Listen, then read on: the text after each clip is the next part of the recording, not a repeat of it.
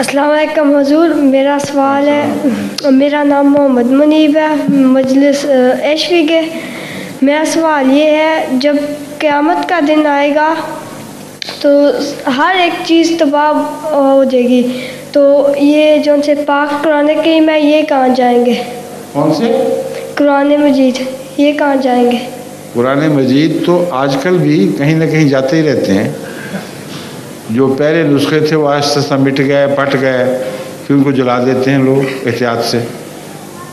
تو اگر مسلسل ایک چیز کا یہی حال ہے کہ پرانی ہو کر وہ بوسیدہ ہو جاتی ہے اور ختم ہو جاتی ہے، تو قیامت کے دن جب سب چیزیں مٹیں گی تو جو کتاب میں لکھا ہوا قرآن ہے اس سے زیادہ انسانوں کی اہمیت ہوگی. سمجھے ہو؟ جب خدا نے انسان کی صف لپیٹ دی تو انسان کو سکھانے کے لیے جو چیزیں تھیں وہ بیکار گئی ہیں، ان کو بھی لازماً مٹانا ہوگا. مگر قرآن ایک ایسی کتاب نہیں ہے جو صرف کاغذ پہ لکھا جاتا ہے. قرآن خود کہتا ہے اپنے متعلق کہ لوح محفوظ میں درج ہے.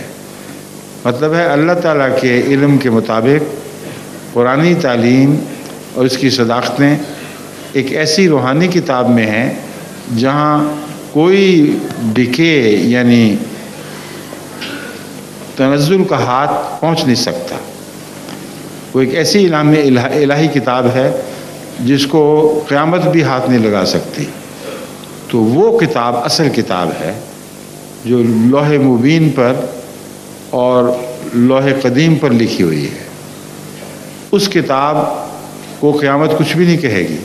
یعنی قرآن کریم خدا کے ہاں جس صورت میں محفوظ ہے وہ اسی طرح محفوظ رہے گا. سمجھے ہو؟ ہاں جی. شکریہ.